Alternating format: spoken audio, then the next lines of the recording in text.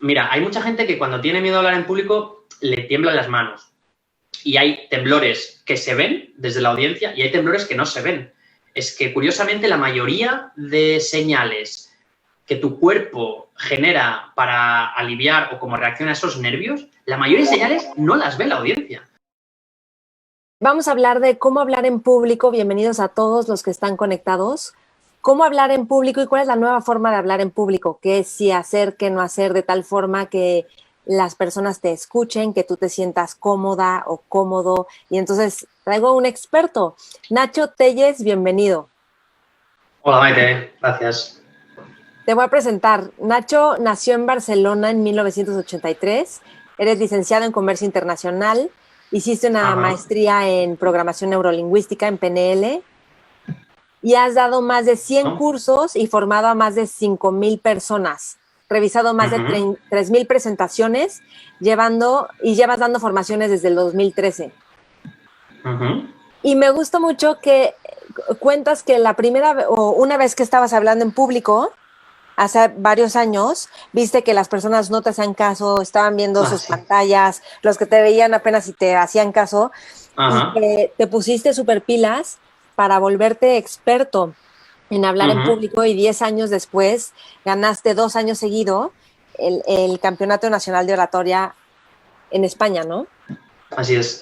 Okay. Sí, eso que cuentas me pasó en la universidad, en una presentación de marketing con los compañeros, en las típicas presentaciones de universidad de proyectos. No me lo esperaba. Pensaba que me iría bien, pero no fue así, me aturullé y fue una especie de pánico escénico. No fue un pánico escénico, pero fue una mala reacción ahí. Y bueno, al menos me sirvió de acicate para decirme, hostia, esto no te va a volver a pasar en la vida. Okay. Y sí, y me puse las pilas. Y te pusiste las pilas. Sí lo dicen así allá, ¿no? ¿Verdad? Me puse las pilas. Sí. Antes has dicho te pusiste pilas, pero nosotros decimos ponerse las pilas. Ponerse las pilas es espabilarse, es moverse. Sí, ok. Pero en ese momento, hablando frente a las personas, ¿qué te dijiste? ¿Soy malísimo en esto? ¿O no tengo voz? ¿O qué es lo que te dijiste?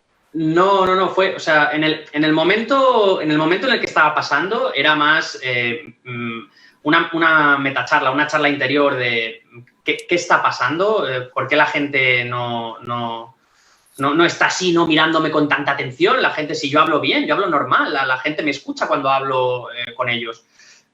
Fue esa metacharla. Y luego fue al final, cuando acabó todo, cuando dijeron, vale, venga, siguiente grupo. Y salí de ahí llamémosle escenario, era estar enfrente de la clase. Fue cuando me senté en mi pupitre que dije, ¿qué mierdas ha pasado aquí? O sea, ¿cómo me ha podido pasar esto si no me había pasado nunca?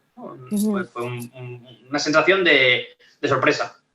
¿Y por qué te dedicaste a aprender a orar bien? O sea, porque pudiste haber dicho, bueno, ya pasó y listo. Sí. Bueno, yo creo que es un conjunto de factores.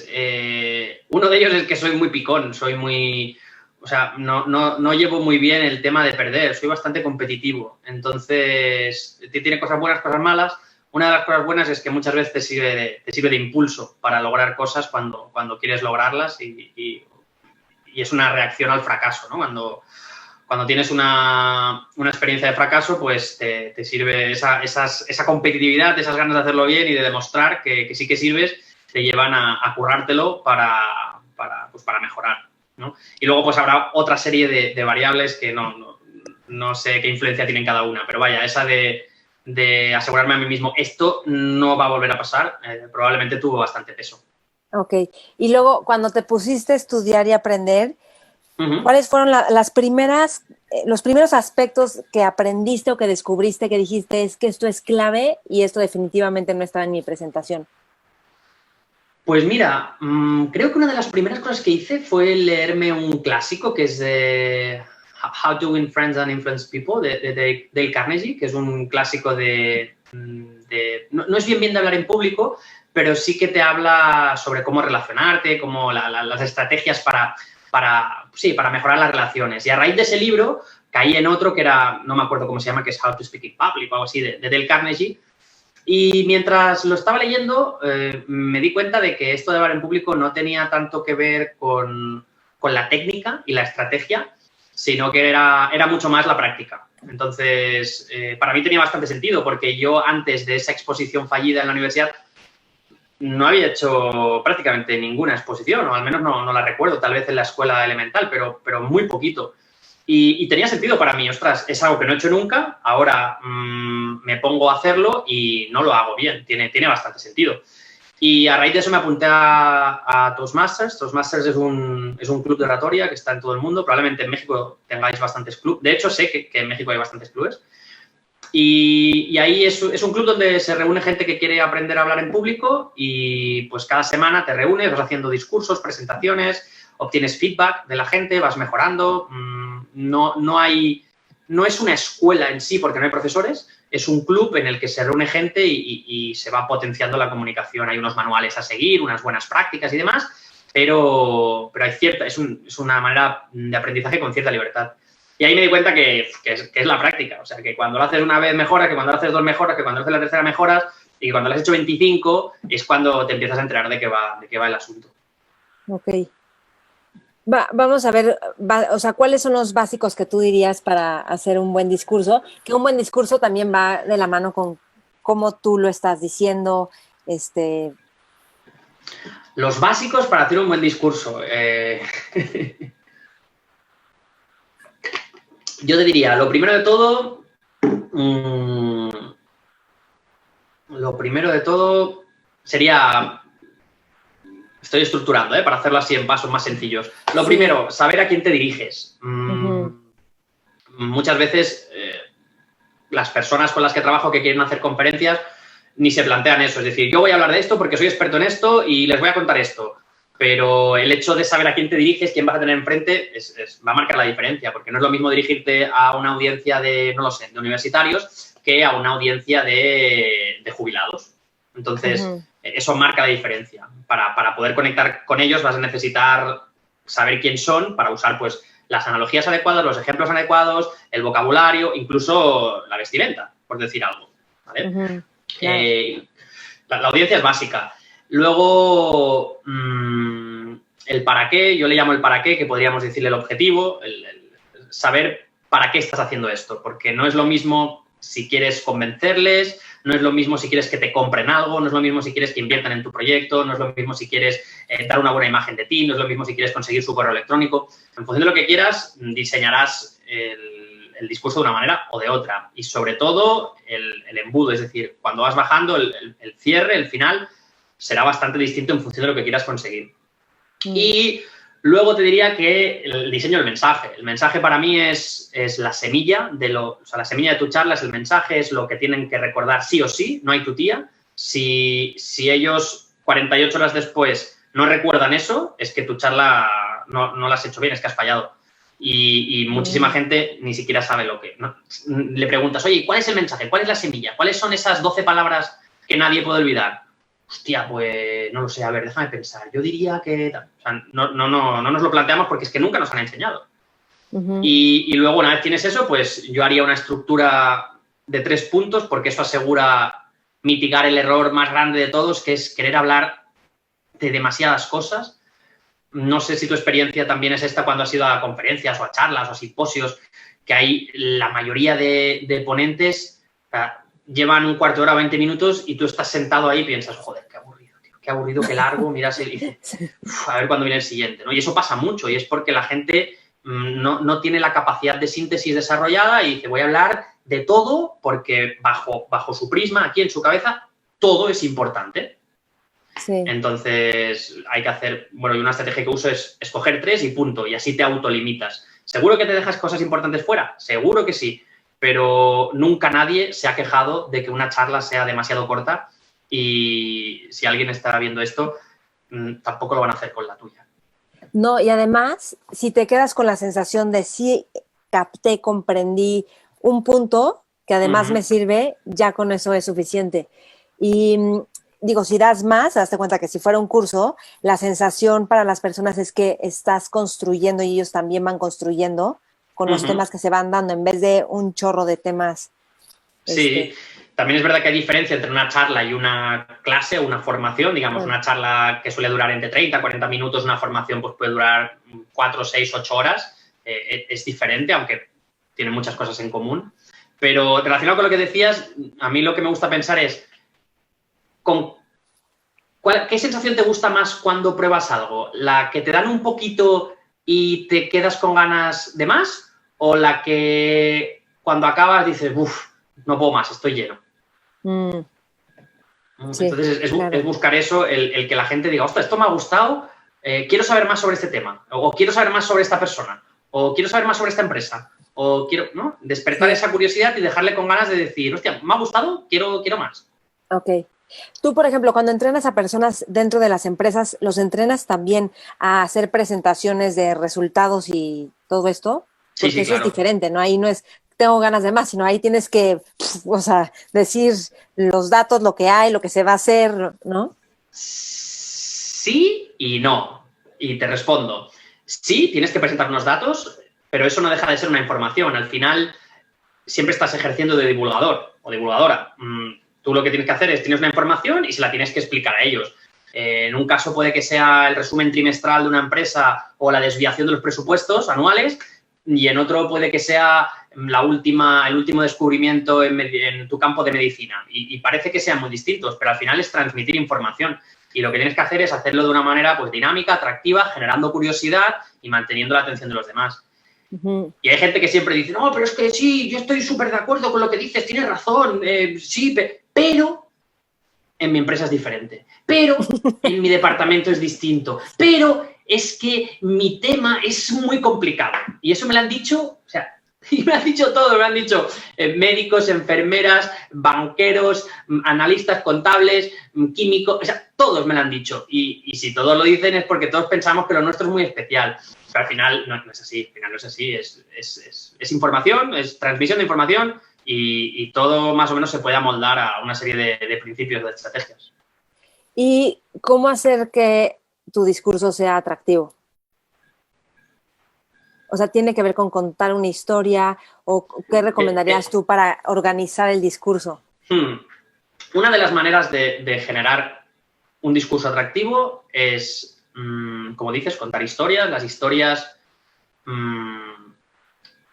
no tienen, o mi percepción es que no tienen muy buena prensa, muy buena prensa, digamos, en las empresas, porque parece ser que la historia es algo para niños, es algo que no es serio, que no puede sustituir a los datos y al empirismo.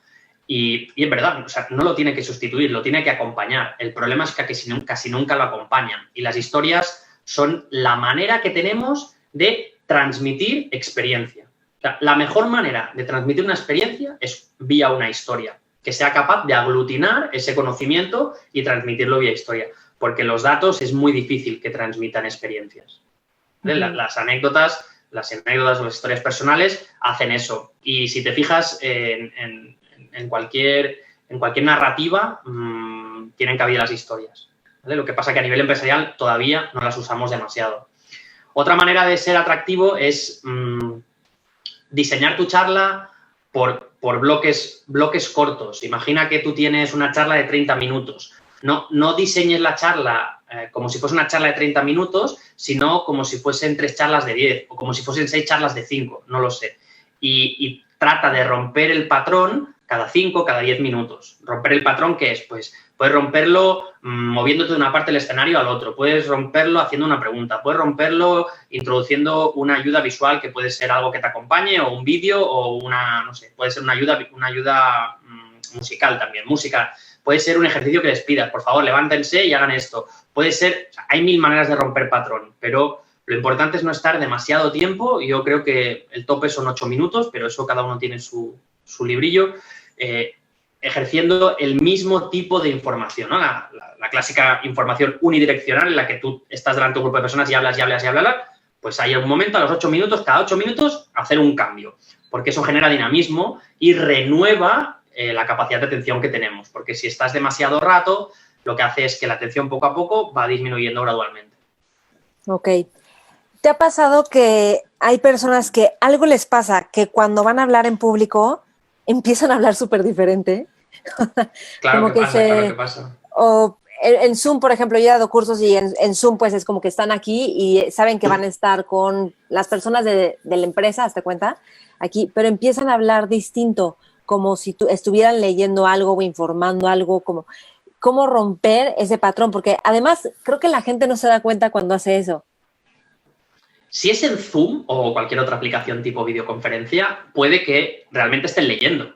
Esto sucede en Zoom, porque yo ahora si quisiese podría tener la pantalla partida, tener mi Word abierto y leer si quisiese. Claro. Entonces, claro, no lo estoy haciendo y supongo que se nota que estoy dirigiéndome a las personas que lo ven. Pero si lo hiciese y ahora empezase a hablar así, pues hombre, ya mi manera de hablar ya cambia. Ya no solo que lo ves en el contacto visual que se va perdiendo, sino que la manera de comunicarte es diferente, porque no es lo mismo hablar en público que leer en público. Son dos cosas distintas, ¿vale? Sí, pero aún así puedes hacerlo ameno, y lo he hecho con personas que están improvisando el discurso, o sea, en el ejercicio, digamos. Correcto. Pero se hace la jornada como... No, sí. Por eso era una acotación. Cuando decías, hay personas que cuando salen a hablar en público cambian su manera de comunicar, totalmente de acuerdo. Es que me ha pasado que en Zoom tal, y digo, mira, si es en videoconferencia, puede que la razón sea esta. Si no, la mayoría de veces lo que pasa es que nosotros cuando comunicamos con naturalidad, si nos estuviésemos tomando un café tú y yo y estuviésemos cómodos y charlando normal, sería nuestra manera de comunicar normal, con normalidad, porque no tenemos una sensación de evaluación, ¿vale? No pensaré, ostras, esta chica Maite me está juzgando y va a ver cómo hablo. No, pero cuando salimos delante de un grupo de personas se activa esa sensación inconsciente de evaluación. Pensamos que las personas nos van a evaluar y nos van a decir, ostras, él lo hace bien, lo hace mal, o qué raro mueve las manos, o no mueve las manos, o por qué las tiene en los bolsillos, o su corazón va rápido.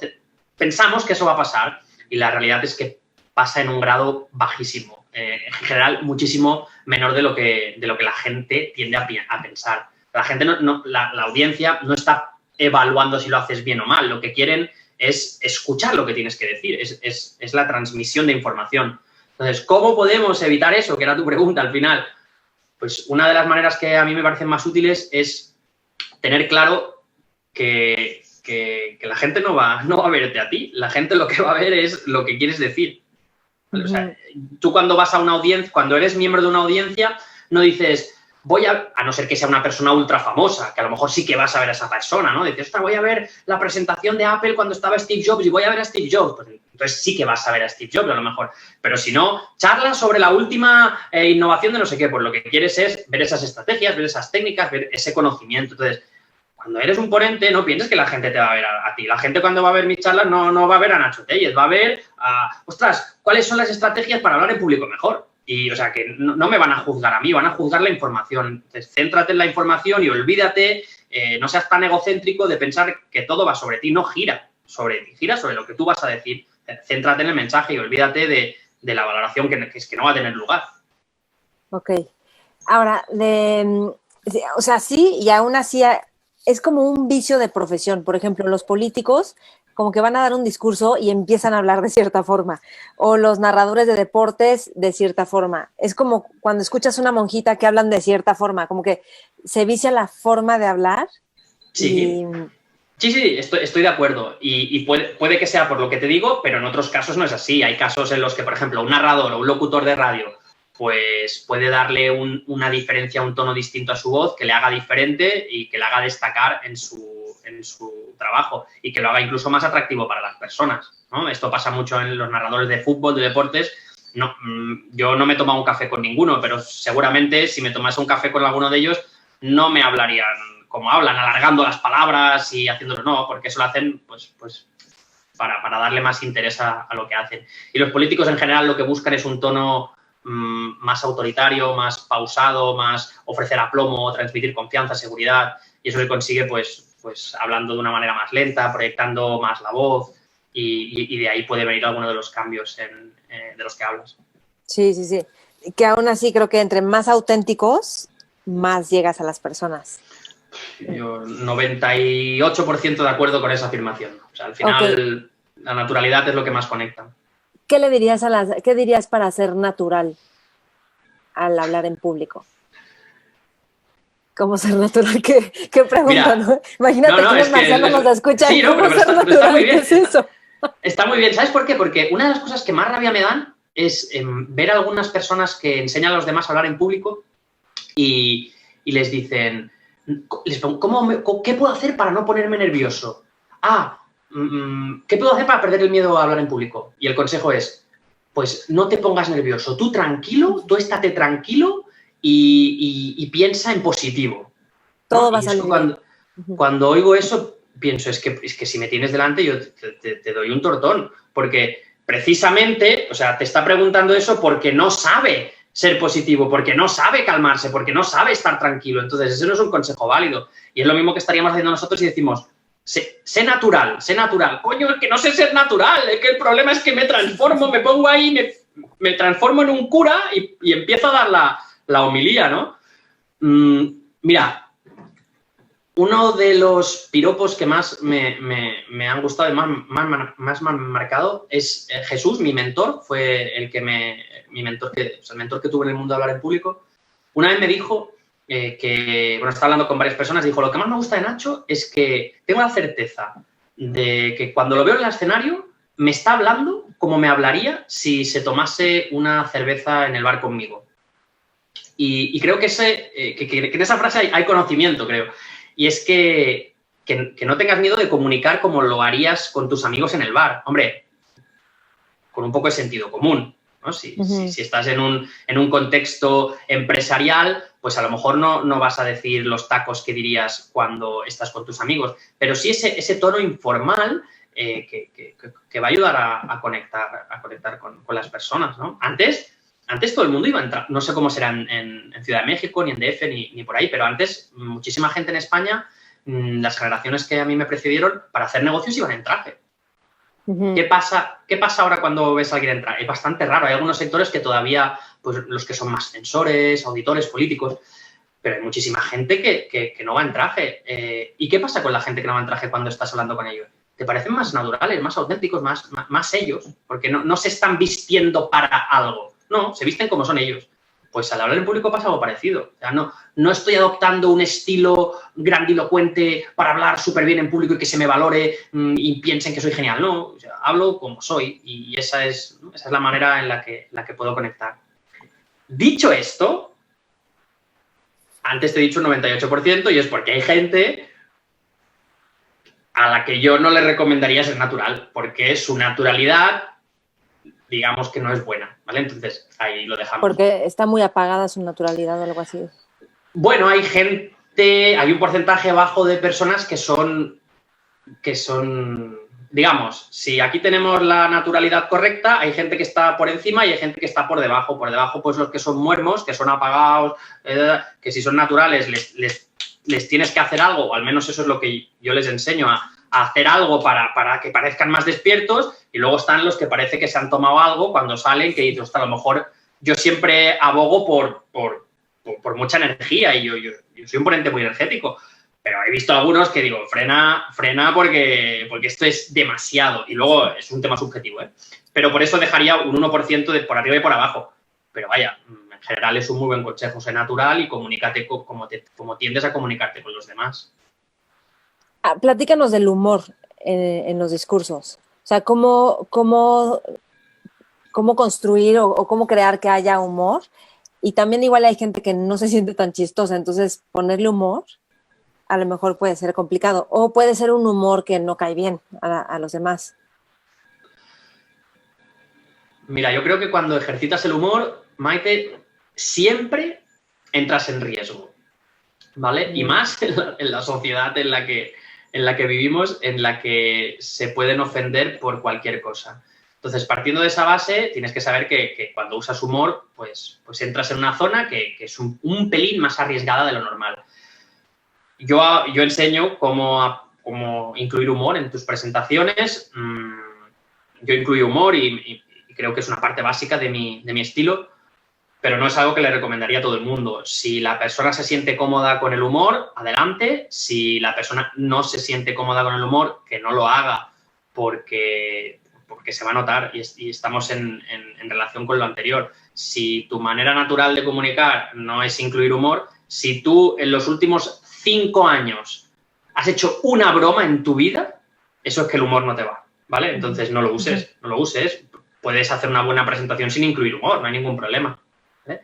Si quieres usarlo, una de las maneras más seguras de hacerlo es usando el humor autodescalificativo, las bromas autodepreciativas, que son aquellas en las que te ríes de ti mismo.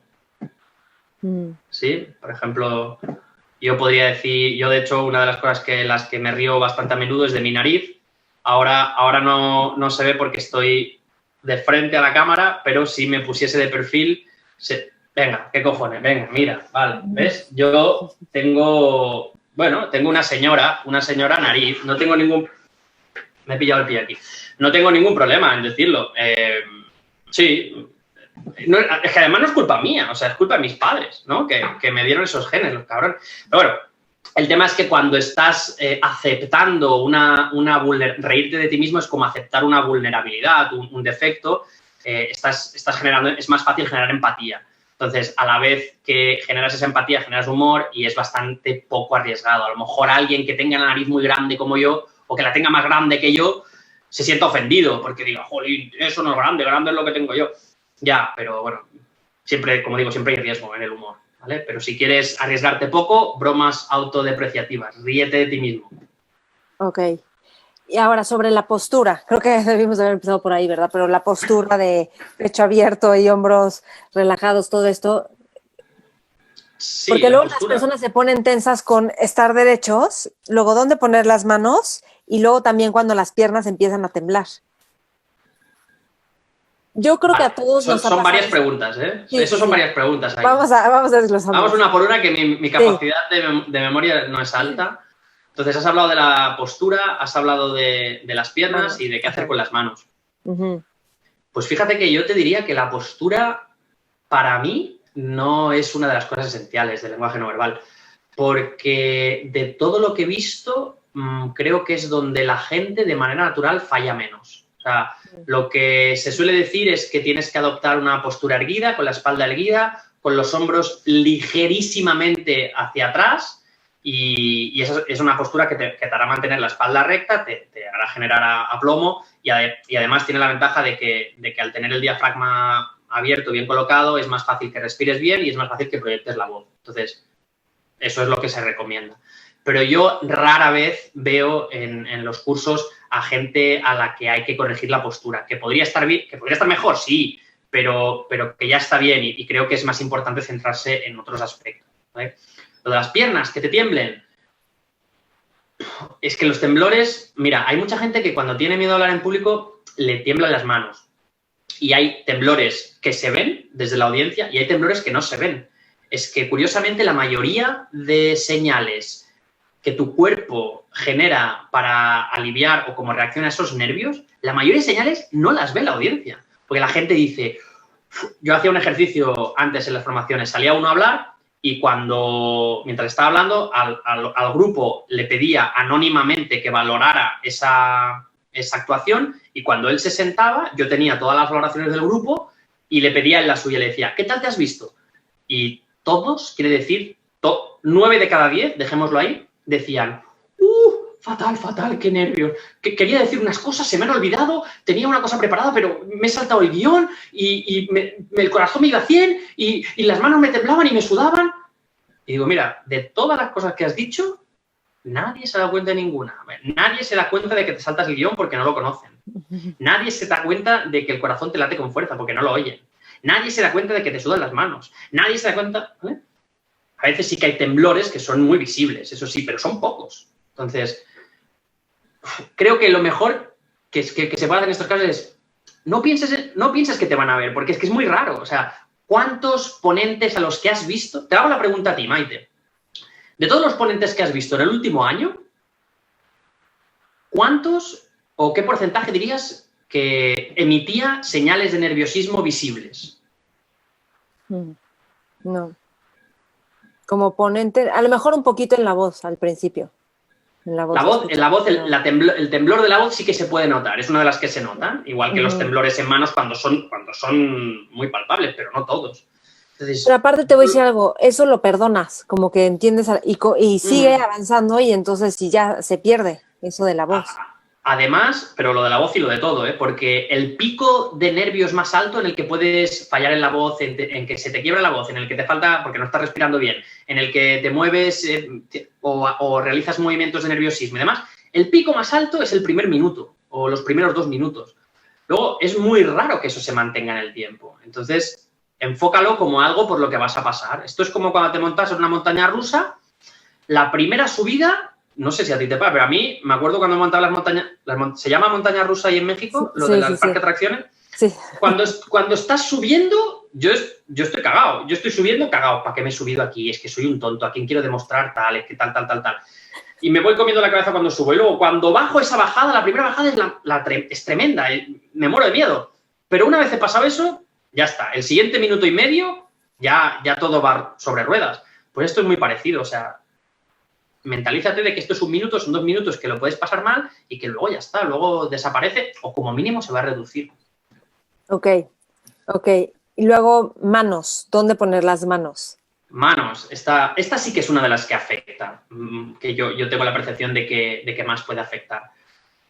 De nuevo, apelando a la naturalidad, un ejercicio que suelo hacer es salir de la sala de formación y nos vamos a la cantina de la empresa y vemos lo que hace la gente. Entonces, cuando te vas a un bar o a una cantina o a un restaurante y ves lo que hace la gente al hablar, te darás cuenta de lo que tienes que hacer tú. Y si te fijas en la gente que habla, cuando alguien está hablando por teléfono, si alguien está así hablando por teléfono, te darás cuenta que con la otra mano, en general, exacto, diciendo, no, porque además, como casi todo el mundo lo que hace es quejarse al hablar, pues, no, porque claro, es que no, y yo le dije, y te lo puedes creer, es que, madre mía, es que nunca más, tal cual. O cuando están comiendo, mueven y dicen, oye, ¿qué te parece? ¿Y qué viste? ¿Y qué tal? ¿Y qué cual?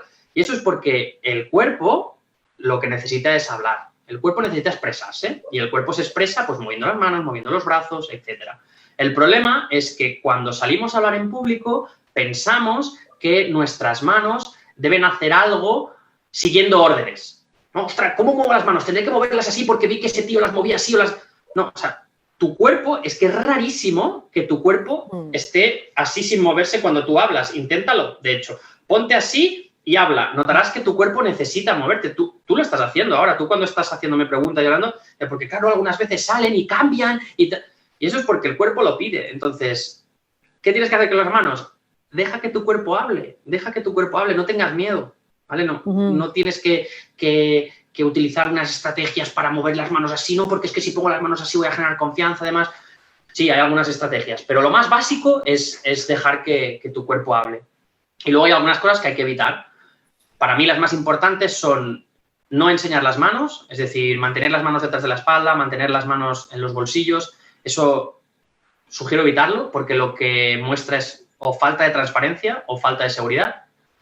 Luego, cruzar las manos tampoco es algo positivo. Cruzar las manos, algunas personas cuando hablan se ponen así o cruzan así o incluso se cruzan de brazos, ¿no? Esos son movimientos de protección. Estamos en una situación en la que tenemos inseguridad y protegemos la parte más vulnerable del cuerpo, que es la parte central. Y básicamente esos son los 2 gestos. Podría decir tocarse. Tocarse, hay muchas personas que están hablando y es un movimiento clásico de nerviosismo, de tocarse así, o las que tienen el pelo largo como yo, pues así se arreglan el pelo a menudo, o gestos así de nerviosismo. Pero vaya. También sabes que hay gente que no sabe cómo mueve las manos, como que, no sé si te has dado cuenta que habla como que así, no has visto y luego te enumeran algo y como que no hay una forma en las manos que muchas veces no son conscientes de ello. Eso me parece que debe ser en México. Aquí no lo he visto mucho. Yo sí lo he visto en gente que empiezan a hablar como que... Entonces, tiene que tener alguna forma, pero si lo notan, entonces ya empiezan a darle... Bueno, a lo mejor son los del 2% eso que se han quedado por arriba o por abajo, que son gente rara y esos hay que darle instrucciones más precisas. Es su naturalidad, ¿verdad? Ok, ahora, sobre las piernas. Sí. Porque a veces te voy a decir algo de las piernas. Puede ser que tiemblen o a veces... Las personas se recargan más en una pierna y suben el pie del otro, del que no están recargando supuestamente. Todo eso pierde un montón de proyección. Estoy de acuerdo. El gesto número 1 que realizan los oradores, digamos, o el error número 1 del lenguaje no verbal que realizan la mayoría de oradores, y esto lo dice además Chris Anderson, que es el director de TED, en uno de sus libros, es el ir recargando o poniendo el peso alternativamente en una de las piernas. Es decir, primero me pongo el peso así, luego pongo el peso en la otra, y eso lo que hace es que, pues poco a poco vas haciendo un balanceo, ¿de acuerdo? Eso también puede pasar adelante-atrás. En vez de a los lados, adelante-atrás. Me pongo adelante a hablar y luego doy como un semipaso atrás. Un semipaso adelante, un semipaso atrás. Y eso al final es lo que te estaba diciendo antes. ¿Qué pasa? Tu cuerpo necesita hablar y como estás nervioso, una manera de aligerar esos nervios, de dejarlos salir, es este movimiento inconsciente. Lo que pasa es que eso pues proyecta lo que proyecta, que es falta de seguridad. ¿Vale? No es lo que buscamos. ¿Sugerencia para evitar eso? No es lo mejor, porque para mí lo mejor es ocupar todo el espacio de la sala e irte moviendo para estar generando cercanía con toda la audiencia, pero si te das cuenta que estás generando uno de esos dos movimientos, laterales o adelante-atrás, yo lo que sugiero es mantener una posición centrada y decirte a ti mismo que en ese discurso, 5, 10, 15 minutos que vas a hablar, no te puedes mover de donde estás, ¿vale? Las piernas tienen que estar ligeramente separadas, como 25 centímetros, un palmo o 30 centímetros separadas una de otra, con las piernas semiflexionadas y de ahí no te mueves.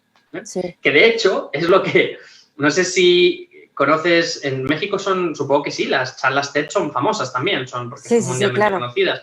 Pues si te fijas, antes las charlas TED no tenían todas una alfombrilla roja, no la tenían, y con el paso del tiempo la fueron incorporando y fue la manera en que los coaches, que trabajaban con Chris Anderson y demás, decidieron solventar el problema que se encontraban en la mayoría de ponentes y les dijeron, mirad, si te sientes nervioso y sabes que no vas a estar quieto y que vas a estar moviéndote, esta es tu zona, no salgas de este círculo, de esta alfombra roja y ahí vas a hacerlo correctamente. Lo ideal sería otra cosa, pero ese es un aprobado, es correcto, está bien y te aseguras de no cometer un error. Sí, de acuerdo. Déjame decirte algo de las manos. No sé si conoces a este cuate australiano, creo que es australiano, que habla de las manos, del poder de las manos y que enseña en un TED Talk. Si no, te lo voy a mandar. ¿Alan Pease? Puede ser que sea Alan Pease, un señor canoso. Sí, mayor, pelo corto. Dice lo mismo, pero cambiando la forma de las manos y en uno lo he visto, la he visto esta TED. Mi opinión es que el experimento que hace no le sale demasiado bien, lo que pasa es que tiene muchas tablas y lo sabe llevar, pero les hace unas preguntas y la gente no acaba de contestar lo que quiere. Esa es mi impresión. Conozco la charla TED, he leído el libro de Alan Pease y una de las cosas que dice, y para mí tiene sentido, eso no quiere decir que no sea cierto lo que él dice, solo que a veces cuando haces experimentos con la audiencia y haces encuestas y demás, y digo, ¿qué os parece y tal? Pues el resultado no es el que esperabas y eso a veces pasa, pero él sale muy bien de esa situación. Y lo que dice básicamente es que las personas generamos más confianza cuando mostramos las palmas de las manos hablando, cuando estás hablando y muestras las palmas de las manos, que si no muestras las palmas de las manos. Y lo argumenta con una teoría evolutiva en la que dice que millones de años de evolución lo que nos ha hecho al ser humano es que cuando alguien no ve las manos, o si las tengo así, este es el extremo, ¿vale? Ponerlas así, sería el extremo de no enseñar las manos, me puede decir que esa persona esconde algo y puede ser un riesgo para mi supervivencia como hombre tribal. Hablamos de años, de miles de años de evolución. En cambio, cuando me enseñan las manos, yo sé que esa persona mi valoración sobre el riesgo es menor, porque sé que no me está escondiendo algo y bueno, va a ser más difícil que afecte a mi seguridad o a mi supervivencia. Y eso, pues parece que está anclado en nuestro cerebro por millones, insisto, por miles de años de evolución y hace que sintamos más confianza por alguien cuyas palmas de la mano podemos ver que alguien que no nos las enseña. Ahora, pasemos al contacto visual. ¿Y por eso te has quitado las gafas y te has acercado más? Por eso, para que vean. El contacto visual, que es algo que puede dar miedo, ¿no? Como ver a las personas y luego quieres evitar al que está haciendo la cara o de fuchi o que no te está pelando, no te está haciendo caso. Eso siempre me ha parecido curioso, porque lo normal, y esto es una pregunta seria, lo normal cuando tú hablas con alguien es mirarle la cara, ¿o no? Sí, a la cara, sí. Ajá. Bueno, a la cara, a los ojos, a la cara, sí, ¿no? Yo creo que sí. O sea, yo creo que eso es lo normal. Pero, en cambio, cuando nos subimos a un escenario, no lo hacemos, nos da miedo, nos incomoda. Es que no lo acabo de entender. Y es algo que pasa mucho. Yo me atrevería a decir que a lo mejor a la mitad de personas. yo te diría que un 50% de las personas que se suben al escenario tienen problemas para mantener el contacto visual. Les cuesta mirar a la gente, les genera incomodidad, es como que les parece agresivo. Y yo siempre argumento que, joder, si te parece agresivo mirarles a la cara, mirar al suelo o mirar al cielo te tiene que parecer insultante, porque es como decir, es que te cuento algo, pero voy a mirar al suelo porque no me importas, ¿no? O sea, es que, a ver, que intento darle el toque de humor, que sé dónde viene esa incomodidad, pero ostras, de nuevo, volvamos a la naturalidad. Si tú en un bar estás hablando con tu amigo y le dices, oye, ¿viste el otro día? Imagínate que yo estoy hablando y digo, ostras, ¿has visto el capítulo de Juego de Tronos? ¡Qué chulo! ¿Has visto el último capítulo? O sea, viendo hacia abajo, sí.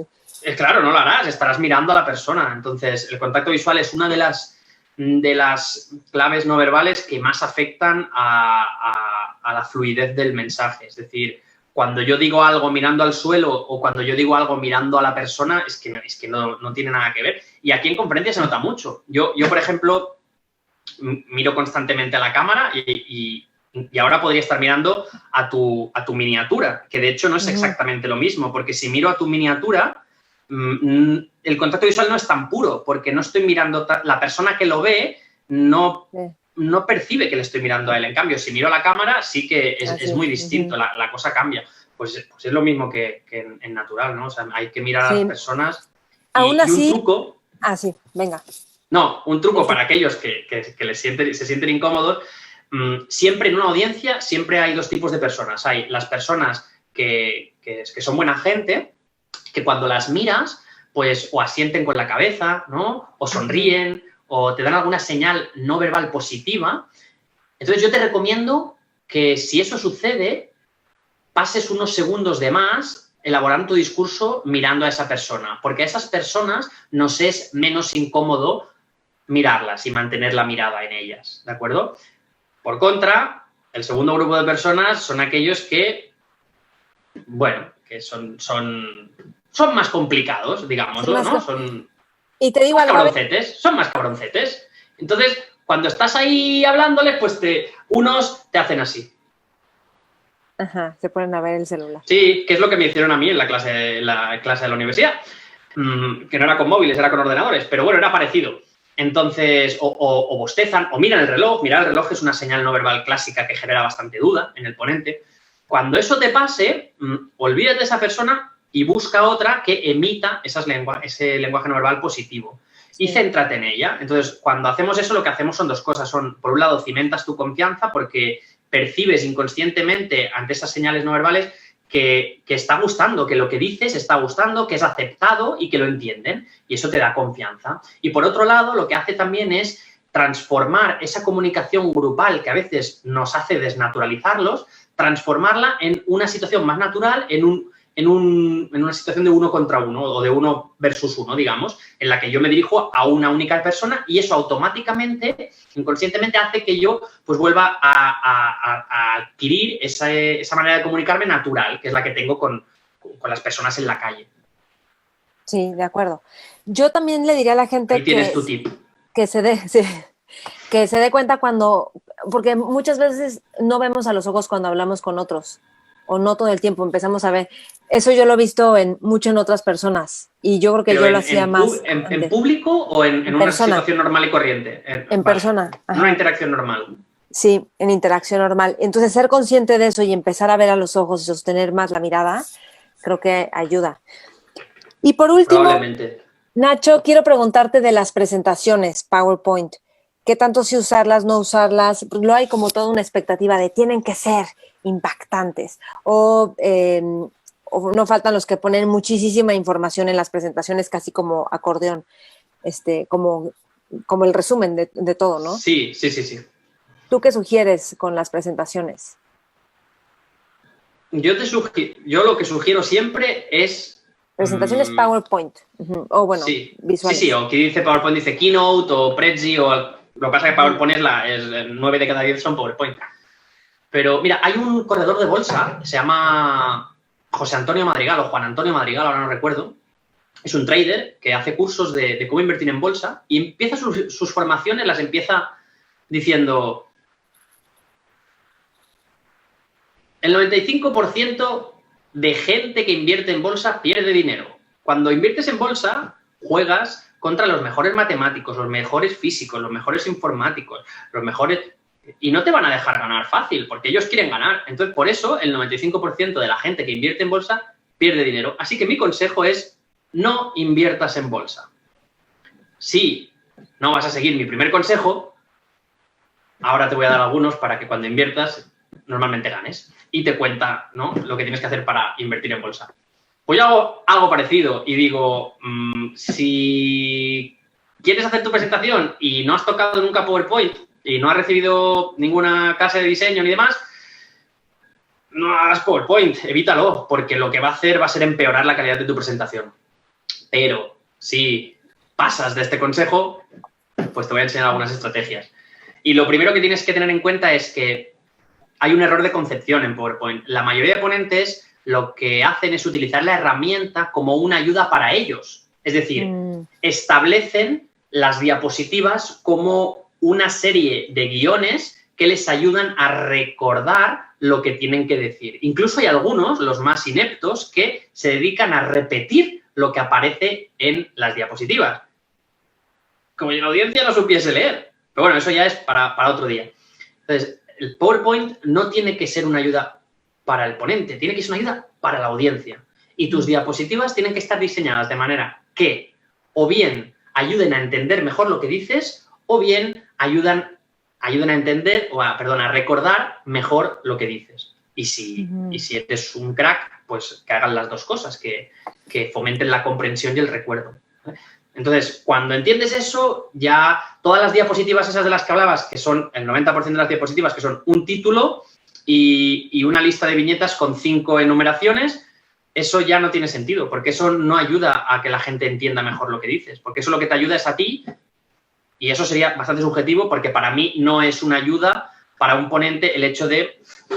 Bueno, y aquí sí, ahora vemos cómo... Y pierdes el contacto visual con la audiencia por completo.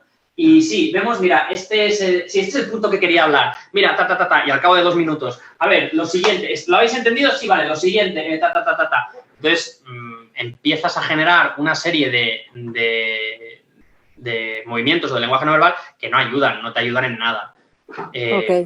Podría decir, de hecho, hace muy poquito, hace una semana o 2, saqué un vídeo en YouTube en el que muestro cómo hacer diapositivas. Es un vídeo que dura media hora, o sea, no es de 5 minutitos, es un vídeo de media hora en el que enseño las cosas que yo hago para hacer diapositivas, llamémosle creativas, profesionales, o yo siempre digo que son semidecentes, no son las típicas diapositivas que te vas a encontrar en las conferencias, sino tienen un punto de diseño, son más atractivas y ayudan desde luego a recordar mejor el mensaje.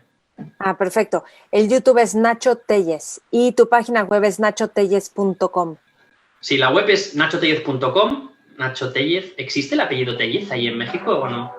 Pues sí, yo conozco a personas. Digo, muy poquitas, pero sí. Vale, bueno, es T-E-L-L-E-Z. Y el canal de YouTube creo que es Nacho Tellez Soy, porque me parece que hay algún otro Nacho Tellez, pero bueno, ¿sí? el que tiene más vídeos, ¿lo probamos? A ver, vamos a probarlo. Pero yo creo que yo ya estaba ahí. Sí, Nacho Tellez. Sí, lo que pasa es que voy a probarlo en incógnito, porque si igual tú me has estado espiando un poquito y pones Nacho Tellez, te saldrá... Pero a ver, si pongo... Mira, te voy a compartir mi pantalla para que me creas. Ahí estás, Nacho Tellez. Perdona porque no te veo porque estoy haciéndolo yo, A ver, Nacho Tellez... Vale, sí, salgo el primero. Ah, mira, y vale, pues ahí está. La que hice antes de ayer es la segunda. ¿Cómo hacer una presentación PowerPoint original? Pues ahí doy una serie de ideas y a ver, vale, estás compartiendo, vale, ya te veo. Sí. Doy una serie de ideas más que ideas, es una metodología, Es decir, mira, haz esto, haz lo otro, haz aquello, ¿no? Entonces... es un tutorial, el clásico tutorial YouTube que te ayuda a hacer esa presentación y te aseguro que si lo haces verás que hay una diferencia brutal entre las diapositivas que creabas antes y las que creas con ese tutorial. Yo invito a todos los que nos están viendo o escuchando a visitar la página de Nacho Telles y también su YouTube. Tiene contenidos súper buenos, súper claros, puntuales y con muy buenas estrategias y tips. Y bueno, quizá en otro momento hablemos de storytelling, que es fascinante ese tema. Y ¿sabes qué? Yo creo que hay Cuéntame. muchísimas personas que les encantaría hablar en público, que dicen que no porque se ponen nerviosos, pero que en No, sí, realidad claro, sí les claro. encantaría hablar en público, porque es Estoy un seguro. gusto. Es un gusto, es un gusto. Y además, Sí. el que tiene miedo o le da respeto, no se siente seguro, cuando logra conseguirlo, además tienes ese chute de satisfacción de decir, madre mía, lo he logrado, ¿no? Y esto, Sí. yo esto lo he visto en Toastmasters, en el club del que hablaba al principio, Toastmasters International se llama, para el que lo quiera buscar, Toastmasters. ¿Todos masters? Toast. Toast. Es Ah, como ok. toast, como give a toast, como Ajá, el brindis, ¿no? El brindis este, pues ajá. Sí, ok. toast. Si hay algún español que no sabe inglés, Toastmaster, así, Sí, sí. ¿vale? Ajá. Entonces, yo ahí he visto unos cambios espectaculares. He visto gente me acuerdo mi primer día había a unos gemelos, uno de los cuales salió y en el segundo 10 de intervención se le quebró la voz de tal manera que no le salían las palabras. Tuvo que parar, beber agua. De hecho, me hizo reconsiderar dónde me había metido. Digo, ¿qué es esto? ¿Pero qué tal? ¿No? Y luego pensar, cállate, a ver si te va a pasar a ti también. Pero, y ese chico, a los 3 meses, o sea, dando un discurso súper correcto. 3 meses.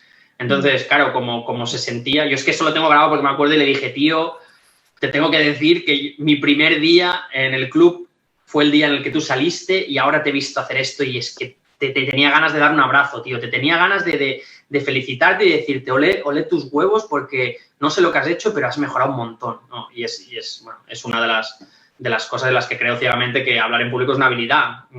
¿Que hay gente que está más dotada, que hay gente que tiene más facilidad? Pues sí, como para todas las habilidades.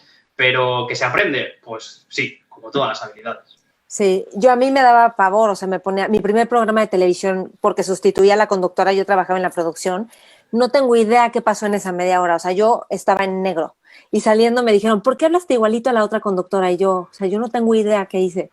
No lo recuerdas, ¿no? No lo recuerdo, o sea, tengo como 2 destellos y no tenía Ya. idea y ahora me fascina. Eso es muy frecuente también. Y tengo, O sea, cambia mucho la percepción que tenemos ahí delante del escenario.